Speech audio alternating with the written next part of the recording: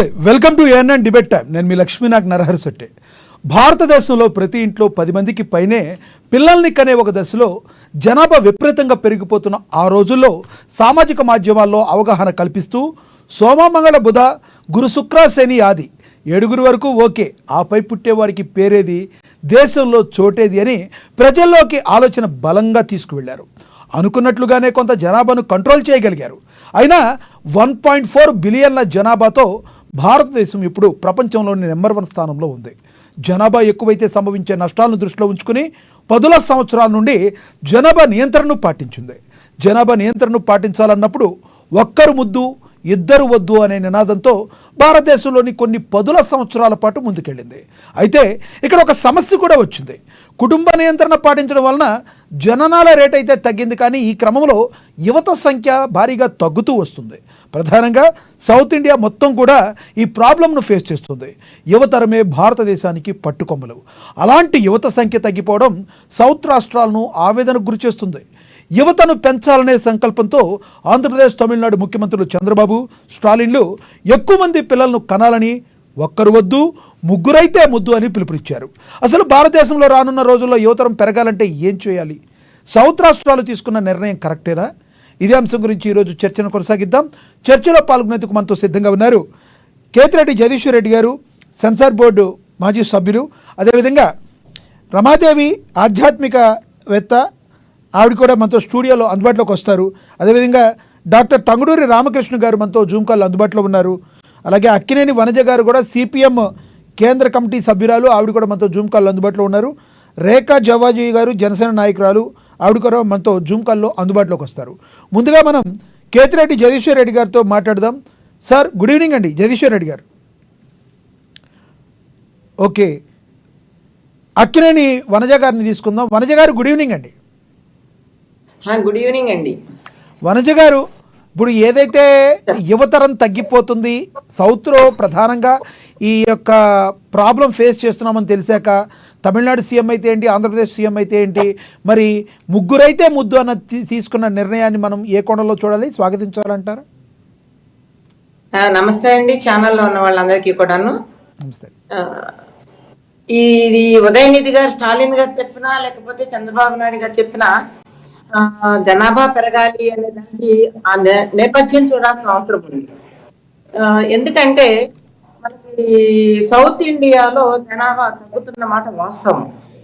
ఒకప్పుడు 1970 పీరియడ్ లో కుటుంబ నియంత్రణ పాటించమని చెప్పని భారతదేశ వ్యాప్తంగా కొంత పాపులేషన్ ని నియంత్రించేటువంటి క్రమంలో మనం మన ఈ సౌత్ ఇండియన్ పీపుల్ దాన్ని కొంచెం మంచిగా అమలు చేశారు. ఎందుకంటే జనరల్ గానే కొంచెం సౌత్ ఇండియాలో ఎకనామిక్ డెవలప్మెంట్ కానివ్వండి, లేదా కొంచెం ఎక్కడైతే ఎకనామిక్ డెవలప్మెంట్, పొలిటికల్ డెవలప్మెంట్ ఉంటుందో అక్కడ కొంచెము అవి పాటించేటువంటి ఒక పద్ధతి కూడా మనం చూస్తూ ఉంటాము, ఏ దేశ చరిత్ర చూసినా కూడాను. ఆ క్రమంలో మనకేంటంటే అప్పటి నుంచి కూడాను జనాభాని నియంత్రించడం అనేది అదొక బృహత్తరమైన ప్రణాళిక లాగా మన చిన్నప్పుడు మనందరం కూడా చూసాం కూడా. 2 లేక 3 పిల్లలు చాలా అనే నినాదం ఎక్కడ పడితే అక్కడ ఉండేది. దేశంలో దాన్ని చాలా పాటించడానికి ముఖ్యంగా ఉమ్మడి ఆంధ్రప్రదేశ్ కానివ్వండి, కేరళ కానీ, తమిళనాడు కానీ, కర్ణాటక, ఈ రాష్ట్రాలు ఇవన్నీ కూడాను దాన్ని క్రమంగా పాటించడం వలన మనకి జనాభా తగ్గింది. ఇప్పుడు ఏమైందంటే ఈ దేశంలో జనాభా ప్రాతిపదికన దేశ వనరుల్ని పంపిణీ చేసేటప్పుడు కానివ్వండి, నిధుల్ని పంపిణీ చేసేటప్పుడు కానీ దేశ జనాభా ప్రాతిపదికన మరి పంపిణీ చేయాలన్నప్పుడు ఆ రూపంలో ఏంటంటే ఇవి రాష్ట్రాలన్నీ కూడా నష్టపోతా ఉన్నాయి.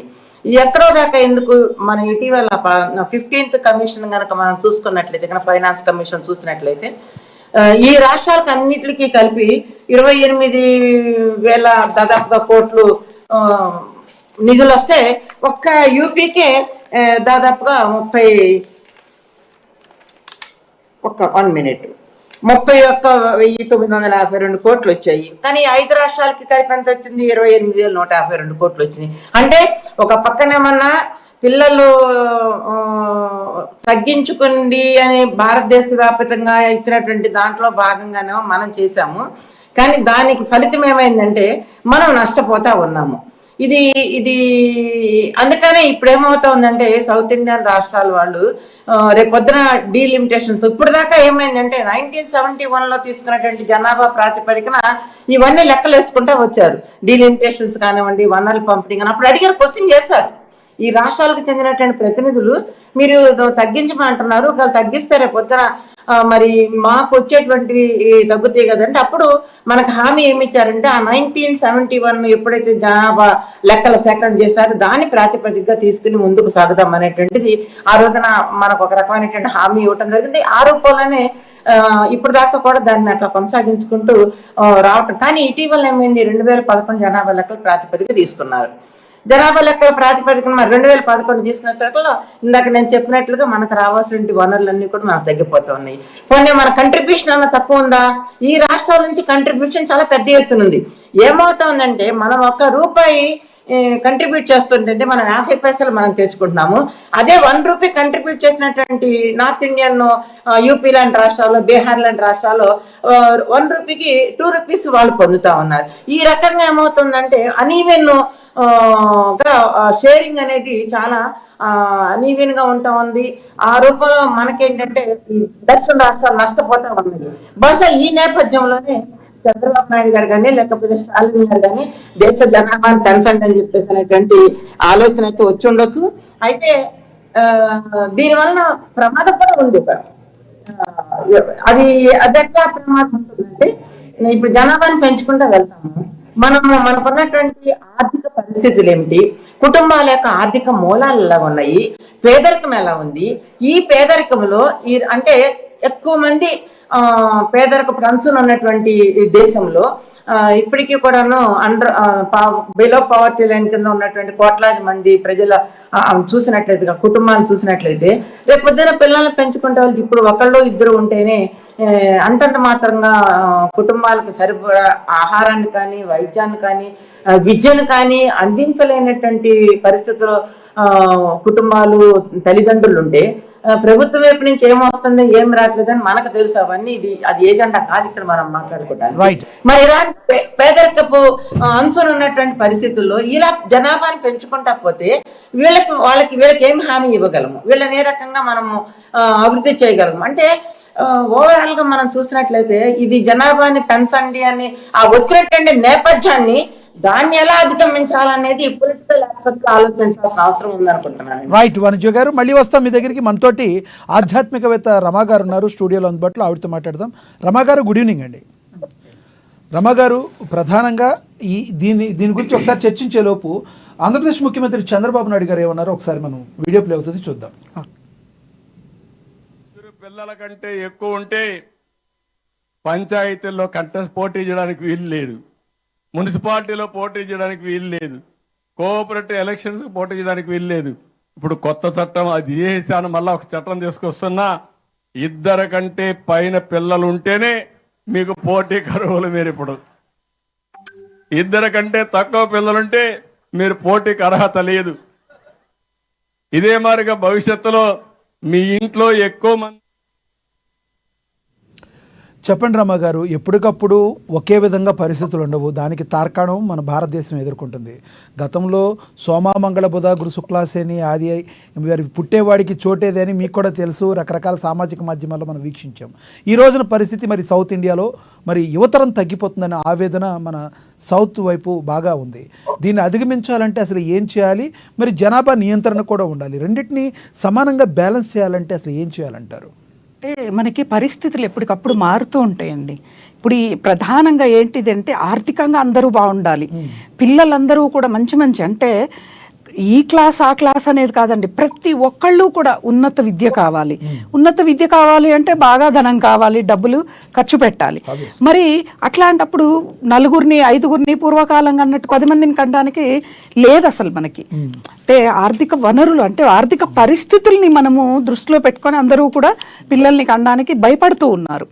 ఒకప్పుడు ఎందుకు మరి 10 మందిని కనేవాళ్ళు, అప్పుడు వాళ్ళకి లేదా అంటే వాళ్ళు అప్పుడు అందరూ కూడా గవర్నమెంట్ స్కూళ్ళల్లో చదివేవాళ్ళు, చదువులకి అంత ధనాన్ని వెచ్చించేవాళ్ళు కాదు, కాబట్టి వాళ్ళు భయపడేవాళ్ళు కాదనమాట. ఆర్థికంగా అంటే కూడా అండి పరిస్థితులు మనం 20 ఏళ్ల కిందటికి చూసుకుంటే, 30 ఏళ్ల కింద వరకు చూసుకుంటే, ఇప్పుడు చూసుకుంటే ఎంత మార్పులు వచ్చాయి అంటే మనుషుల్లో ప్రతి ఒక్కళ్ళు కూడా మేము హై క్లాస్ అవ్వాలి, మేము ఒక స్థాయిలో ఉండాలి, మా పిల్లలు ఒక స్థాయిలోకి వెళ్ళాలి, మా పిల్లలు కోటీశ్వర్లు అవ్వాలి.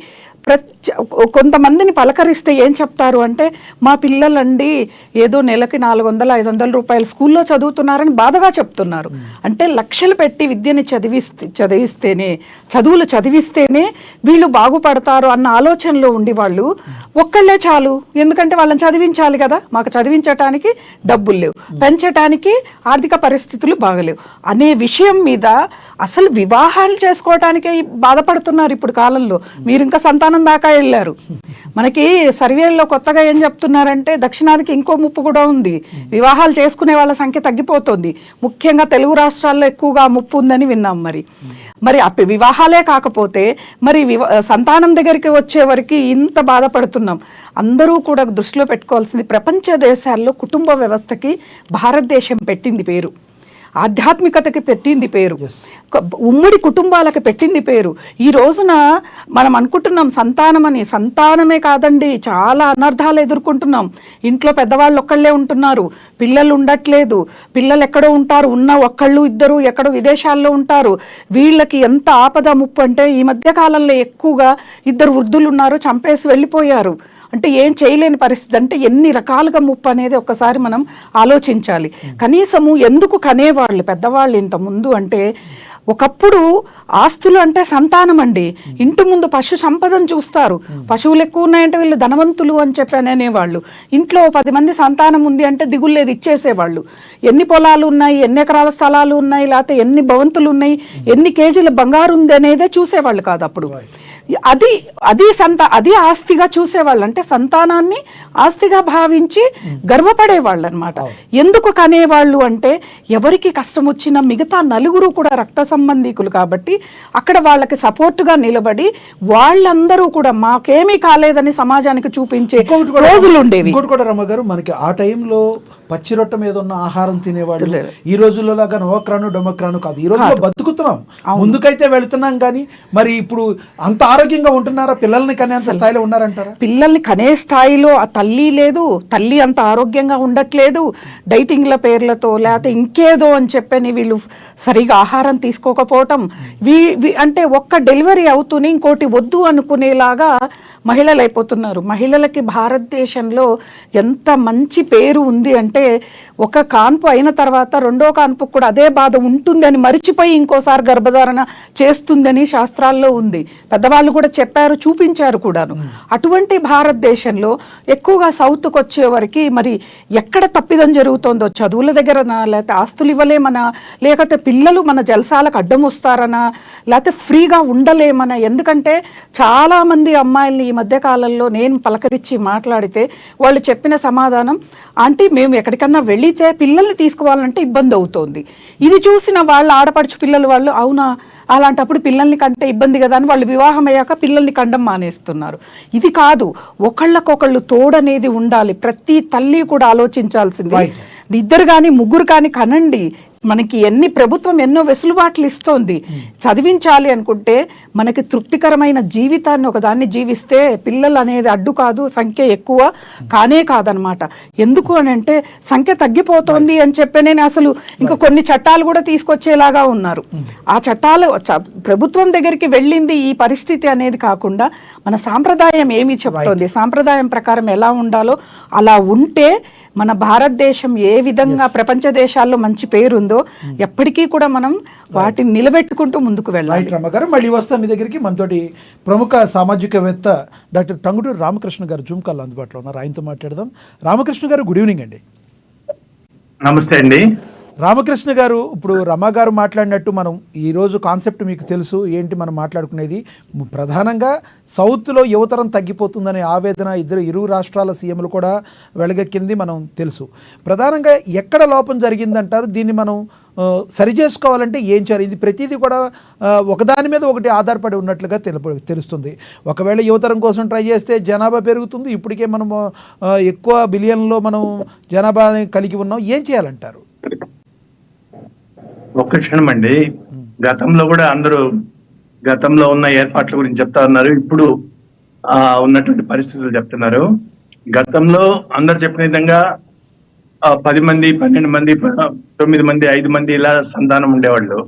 కారణం ఏంటంటే ఆ రోజుల్లో పరిస్థితి వేరు. పిల్లలంటే ఆ రోజుల్లో వైద్య విధానం గురించి అందరికి తెలియదు. ఆపరేషన్ చేయించుకోవాలంటే భయమో, తర్వాత కష్టతరమైన ఆపరేషన్. ఒక ఆపరేషన్ చేయించుకుంటే ఎక్కువ రోజులు రెస్ట్ లో ఉండాలి. పైపెచ్చు చాలా వాళ్ళకి సైడ్ ఎఫెక్ట్స్ అంతా కూడా ఉంటాయి. అందువలన ఎవరికైనా ఒక సైడ్ ఎఫెక్ట్ వస్తే వాళ్ళు చేయించుకునే వాళ్ళు కాదు. 10 మంది, 5 మంది పిల్లలు ఉన్నప్పుడు అందులో 4-5 చనిపోతూ ఉండేవాళ్ళు. ఎక్కువ శిశు మరణాలు ఎక్కువగా ఉండేవి. ఈ అన్ని కారణాల వలన పిల్లల్ని ఎక్కువగా కనేవాళ్ళు. ఎందుకంటే వాళ్ళకి భయంతో ఒకటి, తర్వాత ప్రతి సంవత్సరము వాళ్ళు గర్భధారణ చేయడం ఒకటి. ఇప్పుడు చాలా సిస్టమేటిక్ గా ఉంది. అప్పట్లో 8 ఏళ్లకో 9 ఏళ్లకో 10 ఏళ్లకో బాల్య వివాహాలు అయ్యేవి. ఇప్పుడు అలా కాకుండా కనీసం 25 ఏళ్ళు దాటిన వాళ్ళే ఎక్కువ మంది పెళ్లి చేసుకుంటున్నారు. అది ఒకటి. తర్వాత ఇప్పుడు కనీసం బిడ్డకు 2 ఏళ్ళు 3 ఏళ్ళ నుంచి 4 ఏళ్ళు కూడా గ్యాప్ తీసుకుంటున్నారు. తర్వాత 2 లేక 3 మాక్సిమం, అంతమించి ఎవరు కనడానికి ఇష్టపడడం లేదు. ఇది మంచి పరిణామం అని నా ఉద్దేశంలో చెప్తాను. ఎందుకంటే ఇప్పుడున్న మన దేశ పరిస్థితులకి ఇంకా సఫిషియెంట్ గా చాలా మంది జనం ఉన్నారు. కావాల్సినంత ఒక తండ్రికి 1 లక్ష రూపాయలు ఆస్తుంది అనుకోండి, 10 మంది పిల్లల కంటే తల 10,000 ఇవ్వగలుగుతాడు. ఇద్దరే ఉంటే చెడి 50,000 ఇవ్వగలుగుతాడు. కానీ రామకృష్ణ గారు ప్రధానంగా ఇక్కడ యువతరం తగ్గిపోతుంది అనే ఆవేదన వెళ్ళగక్కుతున్నారు. యువతరం అనేవాళ్ళు దేశానికి పట్టుకొమ్మలుగా మనందరం కూడా భావిస్తాం. మరి ఎంతమంది యువతరం లేకపోతే రానున్న రోజుల్లో మనం ఎన్ని చేసుకున్న ఉపయోగం ఉండదు అంటారు కదా, మరి దీన్ని ఎలా చూడాలి? మీరు అన్నట్టు కరెక్టే, కానీ యువతరం జపాన్ లాంటి దేశాల్లో, చాలా దేశాల్లో యువతరం తగ్గిపోయేసి వాళ్ళందరూ కూడా పిల్లలు కనేదానికి ప్రోత్సాహాలు ఇస్తున్నారు. కానీ మన దేశం ఇంకా ఆ పరిస్థితి రాలేదని చెప్తున్నాము. ఎందుకంటే నిరుద్యోగ సమస్య విపరీతంగా ఉంది. ఉద్యోగాలు లేక చాలా మంది వలస కార్మికుల దగ్గర నుంచి పొట్ట చేత పట్టుకొని దేశ విదేశాలకు అంతా కూడా వెళ్తున్నారు, ఇతర రాష్ట్రాలకు వెళ్తున్నారు. వాళ్ళందరికీ ముందు మనం చూపించాల్సిన అవసరం ఉంది. వాళ్ళకు ఉద్యోగాలు చూపించాల్సిన అవసరం ఉంది. అవన్నీ అయినాక మనం పిల్లలు పెంచేదానికి మనం ప్రయత్నం చేయొచ్చు. ఇప్పటికిప్పుడు చేయాలని అదేమి చాలా గొంతు మీదకి వచ్చినటువంటి సమస్య కాదు. దాని మీద కూడా ప్రభుత్వం ఒకసారి ఆలోచించాలి. అలానే తల్లిదండ్రులు కూడా, ఇది వరకు పిల్లలు వాళ్ళు స్కూల్ పోతున్నారులే, వాళ్ళు ఏం చదువుతున్నారో వీళ్ళకి తెలిసేది కాదు, వాళ్ళకు తెలిసేది కాదు. ఇప్పుడు ఏంటంటే పిల్లల మీద బాగా కాన్సన్ట్రేషన్ చేస్తున్నారు. వాళ్ళని స్కూల్లో చేర్పించడం కాడి నుంచి, తర్వాత ఎక్స్ట్రా కరిక్యులర్ యాక్టివిటీస్ కాడి నుంచి ప్రతి ఒక్క దానిలో కూడా వాళ్ళని పర్ఫెక్ట్ అయినటువంటి యువకులుగా తీర్చిదిద్దుతున్నారు. దానివల్ల ఈ రోజున ప్రపంచంలోనే విదేశాల్లో ఉండేటువంటి యువకులంతా మన వాళ్ళు ఎక్కువ మంది ఉన్నారు. వాళ్ళు పంపించేటువంటి ఆర్థిక సహకారం తోటి మన దేశం ఇంకా ముందుకు సాగుతా ఉంది. రామకృష్ణ గారు, ఇక్కడ ఇంకొకటి ఒక క్వశ్చన్ మీకు. ఇదివరకు ఉన్నప్పుడు, ఒకప్పుడు ఎక్కువ మంది పిల్లలు ఉన్నప్పుడు, ఇంత సాంకేతిక లేనప్పుడు మన దగ్గర మేధావులు ఎంతో మంది ఉన్నారు, ఎంతో మంది వచ్చారు. ఈ రోజుల్లో నిజంగా చదువులు పిల్లల యొక్క మానసిక స్థితికి సరిపడిగానే నిజంగా జ్ఞానాన్ని సంపాదించేటట్టే ఉన్నాయంటారా? అంటే సబ్జెక్ట్కి రెలవెంటెడ్గా కాకపోయినా మిమ్మల్ని అడగాల్సి వస్తుంది ఈ క్వశ్చన్. ఇప్పుడు అది వరకు 1000 మందిలో ఒకటి మేధావి ఉంటే, ఇప్పుడు 1000 మందిలో 500 మించి అందరూ మేధావులే. అది గమనించుకోవాలి. ఎందుకంటే ఇప్పుడు మేధావితనం పెరిగిపోయింది, వాళ్ళ నాలెడ్జ్ పెరిగిపోయింది. ప్రతి ఒక్కళ్ళు కూడా 3-4 భాషలు మాట్లాడగలుగుతున్నారు. ఒకప్పుడు వాళ్ళ పక్క ఊర్లలో పోవడానికి కూడా వాళ్ళకు ధైర్యం చాలదు. ఈ రోజున దేశ విదేశాలకు వెళ్ళిపోతున్నారు. ఏ దేశంలో చూసుకున్నా కానీ మన భారతీయులు ఎక్కువ. కాబట్టి మేధావితనం బాగా పెరుగుతా ఉంది, ఇంకా పెరుగుద్ది కూడా. ఈ రోజున శాస్త్ర సాంకేతిక రంగాల్లో కూడా బాగా గణనీయమైనటువంటి అభివృద్ధి సాధించామంటే అవంతా కూడా వస్తువులు కల్పిస్తున్నాము. ఉన్న వస్తువులు కొద్ది మందికి కల్పించినప్పుడు వాడు తరోగా ప్రిపేర్ అవుతాడు. ఉన్న కొద్దిపాటి వస్తువులతోటి మనం కొన్ని వేల మంది కల్పించాలన్నప్పుడు అది మధ్య పలచన అవుతుంది అనమాట. ఆ విధంగా మేధావితనం తగ్గిపోతుంది. కాబట్టి ఇంకా 20 years దాకా మనం వెయిట్ చేయొచ్చు. ఇప్పుడు ఉన్నటువంటి ప్రతి ఒక్కరికి కూడా ఉద్యోగాలు బాగా సఫిషియెంట్ గా ఉద్యోగము, వ్యాపారము, లేకపోతే వాళ్ళ శాస్త్రజ్ఞులు గాను, డాక్టర్లు గాను ఏ విధంగా తయారు చేయాలనో చేసి ఆ తర్వాత మనం పిల్లల గురించి ఆలోచించవచ్చు. ఈ ఓట్ల రాజకీయాల్లో లేకపోతే ఇంకో రకమైనటువంటి పథకాలతోనో ఈ విధంగా మనం ప్లాన్ చేయాల్సిన అవసరం లేదని నా ఉద్దేశం. ఎస్ రామకృష్ణ గారు, మళ్ళీ వస్తాం మీ దగ్గరికి. మనతోటి కేతిరెడ్డి జగదీశ్వర్ రెడ్డి గారు ఉన్నారు, సెన్సార్ బోర్డు మాజీ సభ్యులు. ఆయనతో మాట్లాడదాం. జగదీశ్వర్ రెడ్డి గారు, good evening sir. Jagadishwar Reddy గారు, మీరు రామకృష్ణ గారు మాట్లాడింది విన్నారు. మరి రామకృష్ణ గారు మాట్లాడిన దాంతో ఏకీభవిస్తారా? ఎందుకంటే ఇప్పుడిప్పుడు మనం పిల్లల్ని పెంచాల్సిన, యువతరం పెరగాల్సిన మాట వాస్తవమైనా దానికి ఇంకా టైం ఉంది. ఇప్పుడు ఉన్న వాళ్ళకి ఉద్యోగాలు ఇస్తే చాలు అంటున్నారు రామకృష్ణ గారు. ఏమంటారు మీరు? ఇప్పుడు యాక్చువల్ గా మాట్లాడాలంటే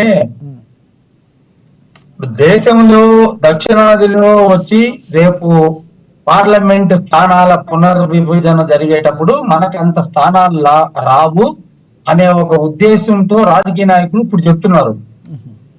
కానీ గతంలో ఇందిరాగాంధీ కుటుంబ నియంత్రణ అని చెప్పి కంపల్సరీ తీసుకోబోయి అంతా ఇంత చేస్తున్నారు అనమాట ఆ కాలంలో. ఇప్పుడు మామూలుగా చూడాలంటే దక్షిణాదిలో వచ్చి 26 కోట్ల మంది జనం ఉంటారు. 5 రాష్ట్రాలు, ఒక కేంద్ర పాలిత ప్రాంతంతో ఉంటుంది.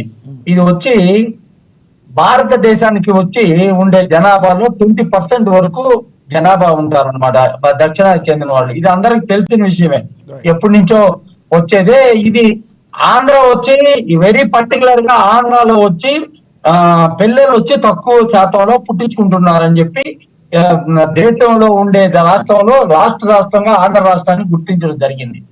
కాబట్టి ఏంటంటే ఇప్పుడు 140 కోట్ల మంది ప్రజానికం ఉన్న మన భారతదేశంలో కేవలం 26 కోట్ల మంది ఇక్కడ ఉన్నారు. ఇక్కడ రేపు పునర్విభజన తర్వాత ఆ పార్లమెంట్ స్థానాలు తగ్గితే రాజకీయాల్లో ప్రాతినిధ్యం తగ్గుతుంది దక్షిణాది రాష్ట్రాలకి అని చెప్పి అని అంటారు. ఇప్పుడు ఏంటంటే మెయిన్ గా ఈ రాజకీయ నాయకులు అందరూ చేయాల్సింది ఏంటంటే ఈ దక్షిణాదిలో ఉత్తరాది వాళ్ళ పెత్తనం ఎక్కువైపోయింది. ఎక్కడ పట్టినా ఏ రెస్టారెంట్ లో చూసినా ఎక్కడున్నా కూడా వాళ్ళందరూ కూడా వాళ్ళ ఊర్లో ఏమో జనగణన అదే జనాభా లెక్కలేమో అక్కడ రాసుకుంటారు వాళ్ళ పేరు. బట్ నివసించేది భుక్తి కోసం వచ్చేది మాత్రం ఇక్కడే ఉన్నారు. ఆ లెక్కను చూస్తే చాలా ఎక్కువ మందే ఉంటారు. మామూలుగా చూడాలంటే ప్రతి ఊర్లో ప్రతి ఇక్కలో ఒరిస్సా వాళ్ళు కానీ కలకత్తా వాళ్ళు కానీ అంతా నార్త్ ఇండియన్సే ఎక్కువ ఉంటారు ప్రతి రెస్టారెంట్ కానీ ఎక్కడైనా మనం పోతే.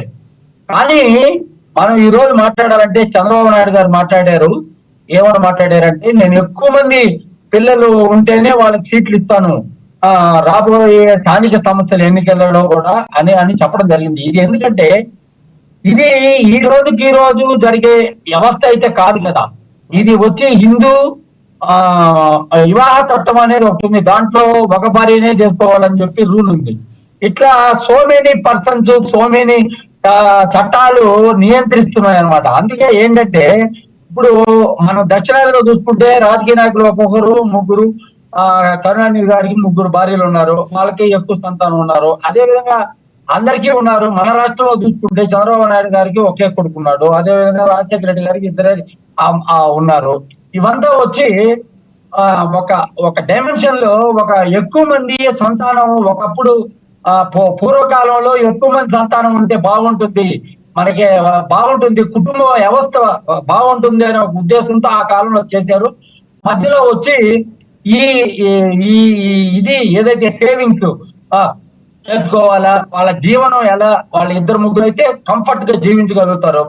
మరి ఎక్కువ మంది అయినప్పుడు కష్టం అది ఇది ఉంటుంది. కాబట్టి మధ్యలో వచ్చి తగ్గించుకోవడం జరిగింది అనమాట. ఇది ఎప్పుడో స్లోగన్ గా ఇచ్చుంటే ఇప్పుడు సౌత్ ఇండియాలో ఒక 50 కోట్ల మంది దాకా జనాభా ఉండేవాళ్ళు.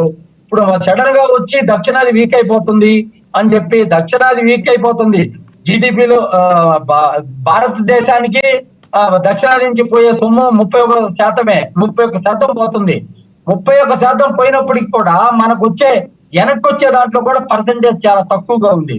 దాంట్లో ఎక్కువ పర్సెంటేజ్ కూడా రావట్లేదు. ఎందుకంటే అంత కేంద్రం మొత్తం వచ్చేసి ఉత్తరాదికి, ఎందుకంటే ఎక్కువ మంది ప్రజలు అక్కడ నివసిస్తున్నారు కాబట్టి.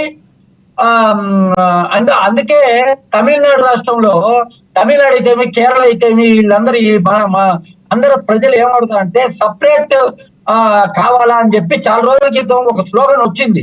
దక్షిణాది ఒక సపరేట్ గా ఉండాలి, క్యాపిటల్ దక్షిణాది వచ్చి ఇండియాలో 2nd క్యాపిటల్ గా ఉండాలి, అట్ ద సేమ్ టైం ఉన్నప్పుడు అన్ని ఉండాలి. అప్పుడే అన్ని వనరులు, ఉద్యోగాలు, అన్ని వస్తువులు వచ్చినప్పుడు ప్రభుత్వంతో పని లేకుండా, మనం చెప్పే స్లోగన్ తో పని లేకుండా ఆటోమేటిక్ గా జనాభా పెరిగేదానికి ఆస్కారం ఉంటుంది అనే ఒక ఉద్దేశంతో చాలా దూరదృష్టితో గతంలో ఉన్న పెద్దలందరూ కూడా ఈ రకంగా మాట్లాడున్నారు. దక్షిణాదికి ఒక సెకండ్ క్యాపిటల్ కావాలి. నరేంద్ర మోడీ గారు ఢిల్లీలో ఉన్నారు కదా, అదే విధంగా ఒక 2 నుంచి 3 రోజులు ఎట్లా ఇప్పుడు అసెంబ్లీలు 2 రాష్ట్రాలు, ఇప్పుడు ఒక రాష్ట్రంలో కర్ణాటకలో 2 దిగుళ్ళు ఎలా జరుగుతుందో ఆ విధంగా ఇండియన్ గవర్నమెంట్ కూడా దక్షిణాదిలో కూడా కేంద్రీకృతం అవ్వాలి. అక్కడ కూడా ఒక పార్లమెంట్ ఒక 2 రోజులు 3 రోజులు జరగాలని చెప్పి ఒక నినాదం ఉంది. చాలా రోజుల నుంచి తమిళనాడులో ఉన్న నాయకులందరూ కూడా ఈ నినాదం మీదే పనిచేస్తూ ఉంటారు. కూడా రైట్ జగదీశ్వర్ రెడ్డి గారు, మళ్ళీ వస్తా మీ దగ్గరికి. నేను ఒక్కసారి మనం వనజ గారితో మాట్లాడదాం. వనజ గారు, కేవలం రాజకీయ లబ్ధి కోసమే ఈ రకమైన వ్యాఖ్యానాలు చేస్తున్నారు అనుకోవచ్చా? నిజంగానే సౌత్ అనేది యువతరాన్ని తక్కువలో ఉన్నామా? రాజకీయ లబ్ధి అని అనలేమండి, ఎందుకంటే వాస్తవంగా ద డేంజర్ ఈజ్ దేర్. మనకి ఎట్లా అయిపోయిందంటే ఈ పాపులేషన్, ఈ డెమోగ్రాఫికల్ అంటామే, దీని పాపులేషన్ జనాభా పెరుగుదల అలాగే మరణాల రేటు ఈక్వల్ గా ఉన్నాయి అనుకోండి, అది స్థిరీకరణగా ఉంటుంది, స్థిరంగా ఉంటుంది.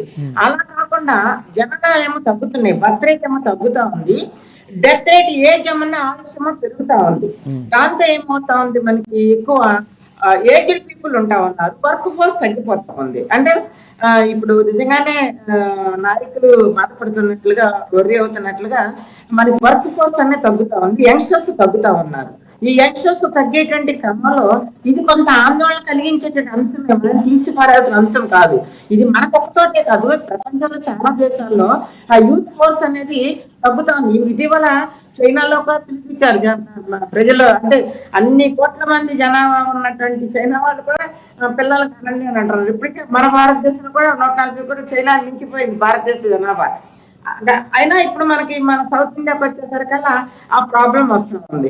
అసలు ప్రమాదం అనేది ఉంది, కానీ ఆ ప్రమాదాన్ని పిల్లల్ని ఎక్కువ కని ఆ ప్రమాదాన్ని నివారించుకోవటమా, లేకపోతే దీనికి ఏదైనా ఒక పొలిటికల్ సొల్యూషన్ ఏమన్నా చూడటానికి అవకాశం ఉంటుందా అనేది రాజకీయ నేతలు ఆలోచించాల్సిన అవసరం ఉంది.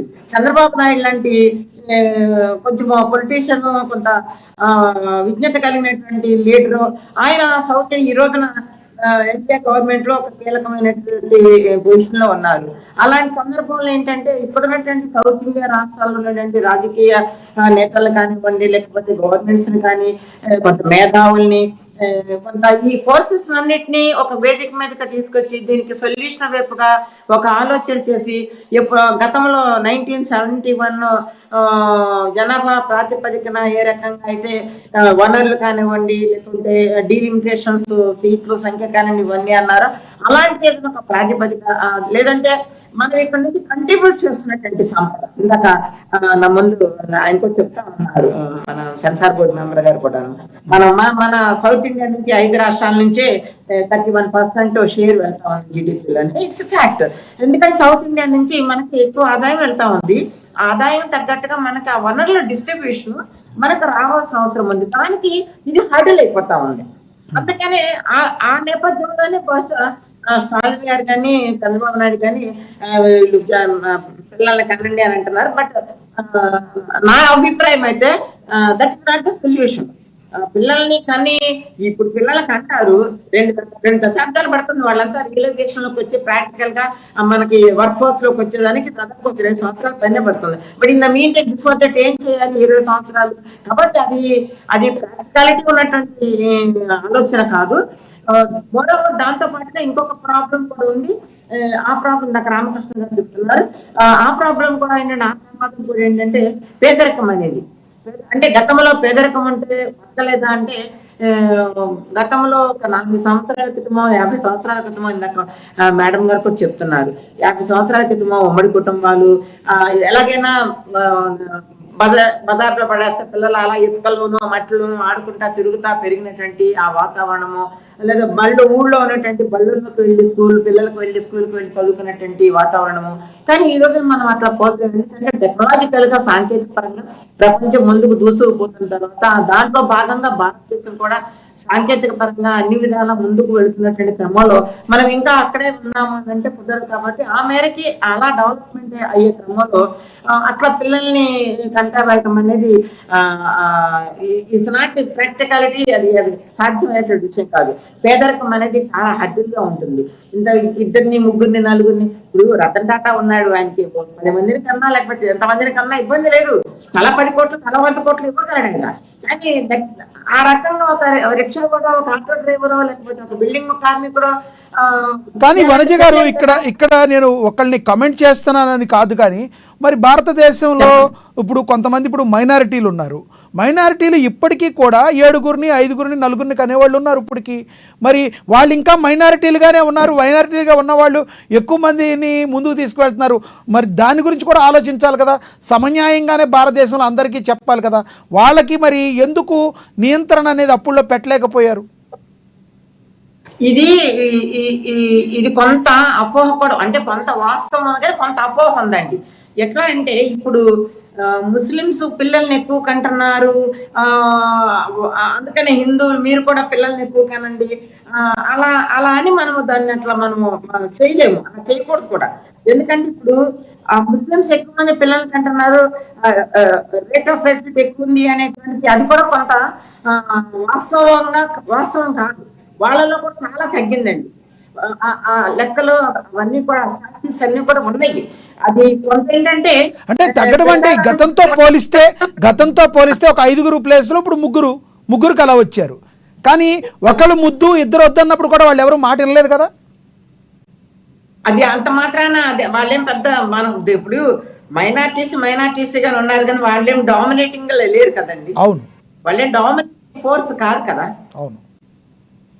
కానీ ఇక్కడ క్వశ్చన్ అది కాదు కదా. ఇక్కడ మనం ఇష్యూని మనం అలా చూడలేము. ఇక్కడ జాతుల పరంగా చూడలేము, కులాల పరంగా చూడలేము. ఓవరాల్ గా ఇండియా డెవలప్మెంట్ ఇప్పుడు వచ్చినటువంటి ఈ పొలిటికల్ నేపథ్యంలో ఈ పిల్లలు అలా అనుకుంటే ఆడవాళ్ళ పిల్లల కంటానికి ఉన్నారా? I can question you. పిల్లల కంటానికి ఉన్నారా? 5గురు కనండి, మీరు డిమాండ్ చేస్తారా మహిళల్ని మీరు కానండి అనేసి? అది వాళ్ళ ఇష్టానికి వదిలేయాలి కదా, ఎంతమందిని కంటారనేది. అందుకనే అది మనము దాన్ని మనం అట్లా చూడకూడదు. మనతో ఏంటంటే మనం చూసేటువంటి దాంట్లో, ఆలోచించే దాంట్లో దేశ సమగ్రతని చూడాలి, దేశ భవిష్యత్తుని చూడాలి. ఇందాక పెద్దలు చెప్తున్నట్లుగా నిజంగా ఇట్లా ఇప్పటికే హిందీ రాష్ట్రాల ఆధిక్యత పెరిగింది అనేటువంటి భావము చాలా పెద్ద ఎత్తున వస్తా ఉంది. ఇటీవల కాలంలో ఇంకా పెరుగుతా ఉంది. మరి ఇట్లా పెరిగేటువంటి క్రమంలో రేపొద్దున ఇంకా ఇది కనుక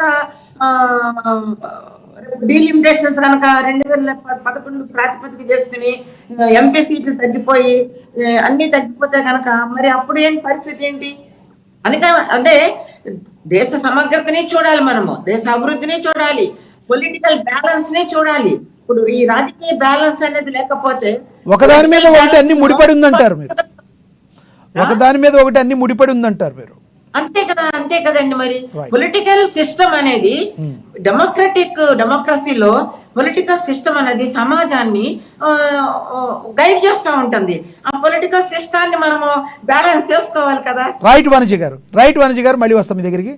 మనం రేఖ గారితో మాట్లాడదాం ఒకసారి, రమాదేవి గారితో మాట్లాడదాం ఒకసారి. రమాదేవి గారు, ఇప్పుడు పెద్దలు చెప్పినట్టుగా ఇప్పుడుకిప్పుడు మనకు వచ్చిన ముప్పేమీ లేదు కాబట్టి ఫ్యూచర్లో దాని తర్వాత చూసుకోవచ్చు. కానీ ఇప్పుడు ఉన్న వాళ్ళకి ఉద్యోగాల కల్పన మీద ప్రభుత్వాలు దృష్టి పెట్టాలన్న మాటలు మీరు ఎలా చూస్తారు? నిజంగా అండి, ఎంతోమంది నిరుద్యోగులు ఉన్నారు. ఉద్యోగం మాట పక్కకు పెడితే అండి, ఇప్పుడు పెద్దవాళ్ళందరూ చెప్పినవన్నీ కూడా మనం తీసుకోవాలి. ఎందుకంటే చాలా విలువైన మాటలు అందరూ చెప్పారు. ఇక్కడ ఇంకోటి కూడా, మనం ఎందుకు పాపులేషన్ తగ్గుతోంది, యువత తగ్గుతోంది అంటే ఎక్కువగా యాక్సిడెంట్ల రూపంలో చనిపోతున్నారు, ఆత్మహత్యలు ఎక్కువగా, అంటే దృఢంగా లేదనమాట వాళ్ళ మానసిక స్థితి. కాబట్టి అంటే ఒక ఉద్యోగం రాకపోతే ఆత్మహత్య చేసుకోవటం, ఒక స్కూల్లో కాలేజీల్లో సీట్లు వచ్చినా చదవలేక ఫెయిల్ అయితే ఆత్మహత్యలు చేసుకోవటం, అలా కూడా మనకి యువత తగ్గుతోందని మాత్రం మనం అనుకోవాలి ఇక్కడ.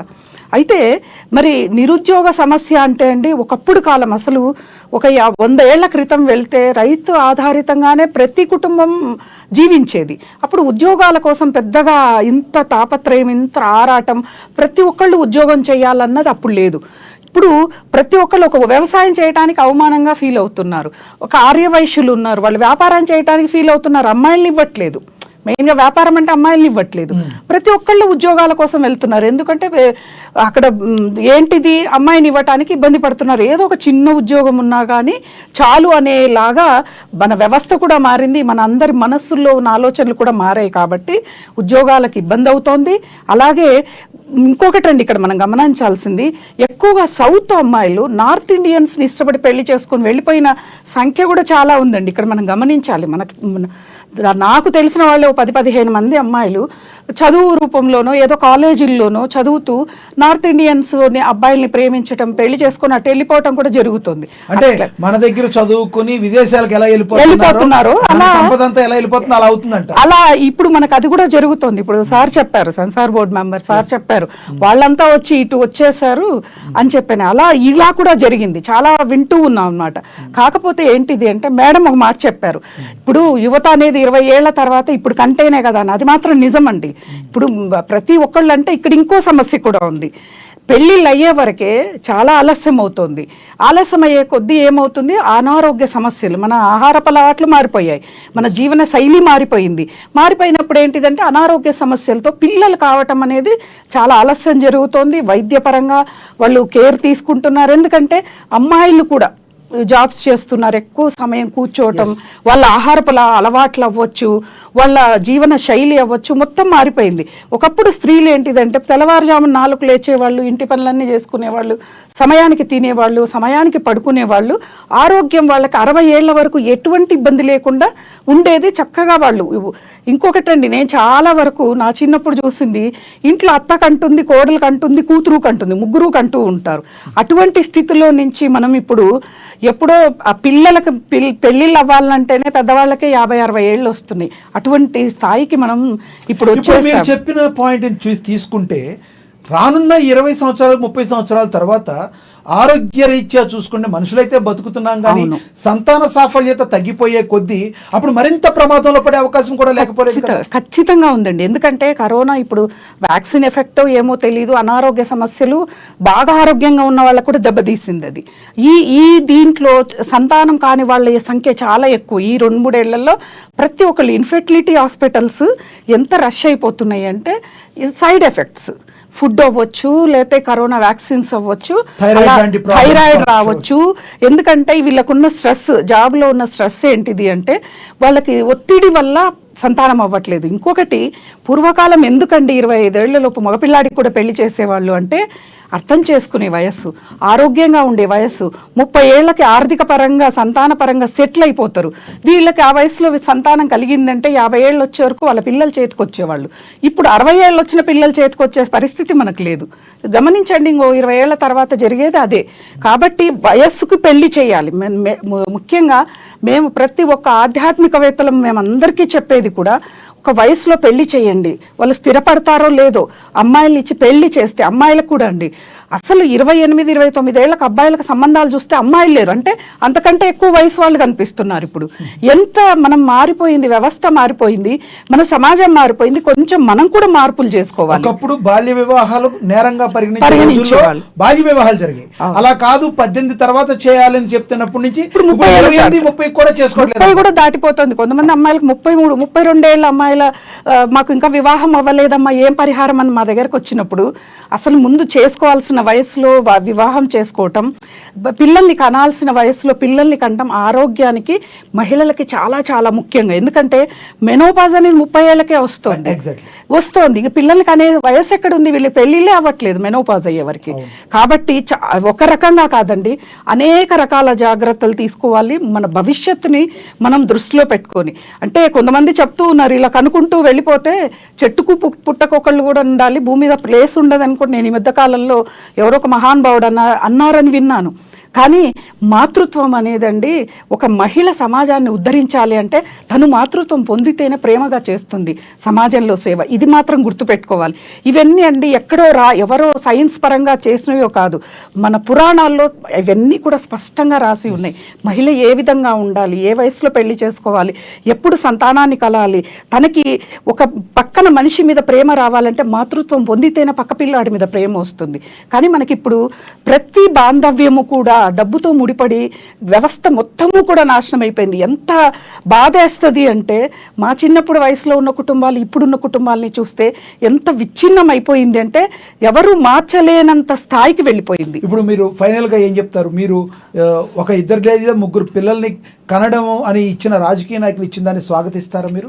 ఖచ్చితంగా అండి, ఇద్దరినన్నా కనాలి, ఒకరికొకరు తోడు. కనీసం సమాజమే కాదు, లేకపోతే ఏ రాజకీయ పరంగానో కాదు, ఒకళ్ళకొకళ్ళు తోడు ఉండాలి. ఎందుకంటే ఒకళ్ళు ఉన్నారంటే వాడికి జ్వరం, హై ఫీవర్ ఒక వారం వచ్చిన గుండెలు కొట్టుకుంటూ ఉంటాయి తల్లిదండ్రులకి, వాడికి ఏమవుతుందో ఒక్కడే కదా అని చూడొచ్చు మేడం. ఒక్క పిల్లడు ఉన్న యొక్క మానసిక పరిపక్వతకి ఇద్దరు పిల్లల మానసిక పరిపక్వతకు తేడా ఉందంటారా? చాలా ఉంటుందండి, చాలా చాలా. నేను మా కుటుంబాల్లో చూసినా, సమాజ పరంగా చూసినా చాలా వ్యత్యాసం కనిపిస్తూ ఉంటుంది. రైట్ అండి. రామకృష్ణ గారు కంక్లూడ్ చేయండి సార్. కంక్లూడ్ చేయండి సార్. ఇప్పుడు మేడం గారు చెప్పారు కదా, ఒకప్పుడు పిల్లలు కొన్ని ఫ్యామిలీలో 10 మందిని, 5 మంది, 6 మందిని కంటున్నా చాలా మంది పిల్లలు కూడా పుట్టకుండా ఉండేటువంటి పొజిషన్ ఉంటుంది.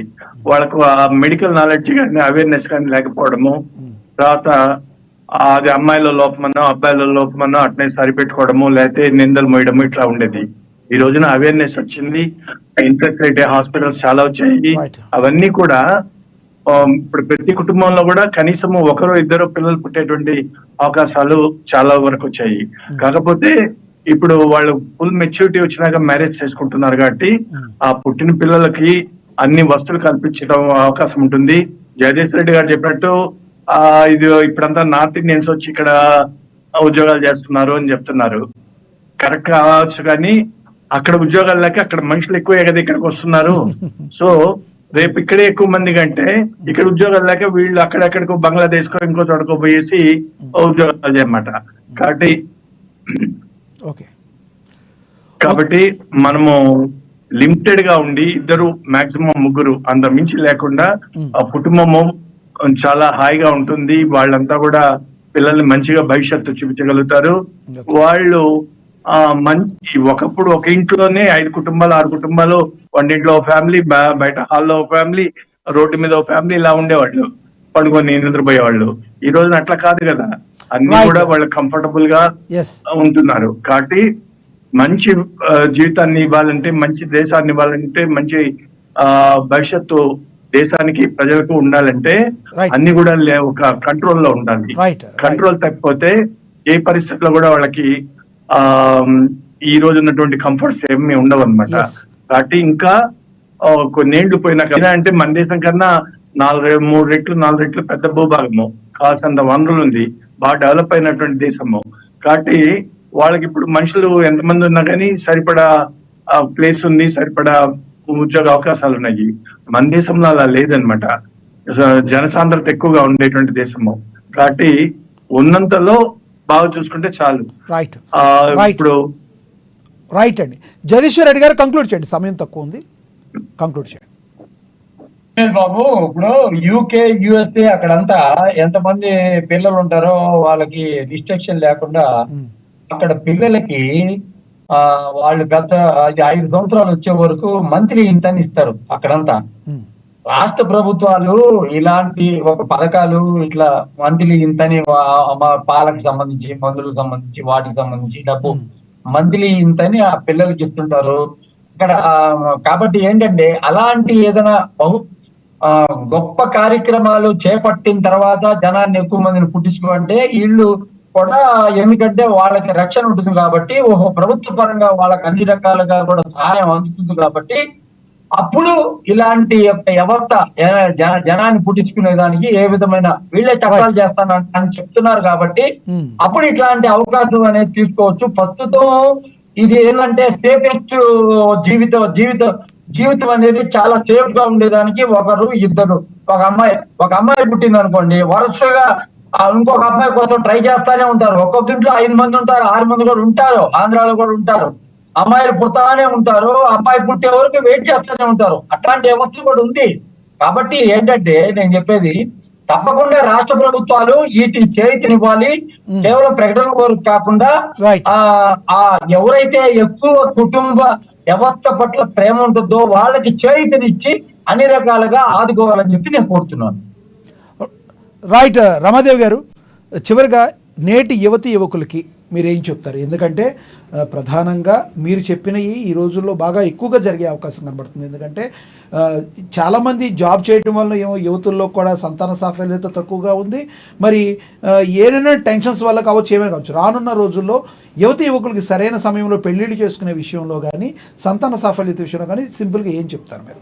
ఏం లేదండి, సరైన వయసులో ఖచ్చితంగా వివాహం చేసుకోవాలి. ఇప్పుడు ఉద్యోగం వచ్చిందండి, మాకు ఇంకా ఒక 2 ఏళ్ళు పోతే ప్యాకేజీ పెరుగుతుందండి, అప్పుడైతే పెళ్లి చేసుకొని సెటిల్ అవ్వాలని ఏ పిల్లాడు అనుకోకూడదు, ఏ యువత అనుకోకూడదు. ఎందుకంటే మరి 50 ఏళ్ల కిందట మరి సెటిల్ అవుతూనే పెళ్లిళ్ళు చేశారు, బాగానే ఉన్నారు కదండి. అప్పటికంటే ఇప్పుడు అధ్వాన్నంగా ఉంది, విడాకులు ఎక్కువైపోయాయి, వ్యవస్థ అంతా విచ్ఛిన్నమైపోయింది మనకి ఇప్పుడు. కాబట్టి 25 లోపు మగపిల్లాడికి కూడా 25 ఏళ్ళు అవుతూనే వివాహం చేస్తే, అమ్మాయికి కూడా 22, 23 ఏళ్ళు, వాళ్ళు ఎంతో అన్యోన్యంగా కూడా ఉంటారండి. ఎందుకంటే వయస్సు అలాంటిది. వయసు పెరిగే కొద్దీ ఏమవుతుందంటే పెళ్లిళ్ళు చేసుకున్న తర్వాత క్లాషెస్ వస్తున్నాయి. వివాహం ఒక ఎత్తు అయితే సంతానం అనేది ఇంకా పెద్ద భారంగా మారుతుంది. పిల్లలు లేకపోతే అంటే ఎక్కడికి వచ్చారు యువత అంటే, ఇప్పుడు వివాహం చేసుకున్నాక ఒక 3-4 ఏళ్ళు గ్యాప్ ఎందుకు తీసుకుంటున్నారంటే వివాహ బంధం ఎలా ఉంటుందో, గట్టిగా ఉంటుందో లేదో తర్వాత పిల్లల్ని కందామనే దానికి వచ్చింది. కాబట్టి ఒక వయస్సుకి పెళ్లి చేస్తే ఖచ్చితంగా ఆ తర్వాత వాళ్ళు ట్రై చేసే టైంకి పిల్లలు పుట్టట్లేదు. అదే నేను అనేది. అందుకనే వివాహం చేయవలసిన వయసులో వివాహం ఖచ్చితంగా పిల్లలకి చేస్తే మన వివాహ వ్యవస్థ, కుటుంబ వ్యవస్థ అనేది మనం ప్రపంచ దేశాల్లో కూడా నిజంగా నిలబెట్టుకున్న వాళ్ళం అవుతాం. ధన్యవాదాలండి రమాదేవి గారు, అదేవిధంగా ధన్యవాదాలు వనజ గారు, ధన్యవాదాలు జగదీశ్వర్ రెడ్డి గారు, ధన్యవాదాలు రామకృష్ణ గారు, వనజ గారు, ధన్యవాదాలండి. ఏది ఏవైనప్పటికీ కూడా ఇరు రాష్ట్రాల సీఎంలు ఇచ్చిన దాన్ని మనం స్వాగతిస్తూనే అదే సమయంలో నిరుద్యోగ సమస్య ఎక్కువగా ఉండి పేదరికంలోకి వెళ్ళిపోకుండా ఉండేటట్టు తగు జాగ్రత్తలు తీసుకుంటూ 2 లేదా 3తో ముందుకు వెళ్లాల్సిన మాట వాస్తవం. ప్రస్తుతం ఉన్న పరిస్థితుల్లో సౌత్ ఇండియాలో యువత తగ్గిపోతున్నారనే మాటలో వాస్తవం ఉంది అని చెప్పి మరి చెప్తున్న దాన్ని కూడా మనం దాన్ని బేరీజు వేసుకుని ముందుకు సాగాలి.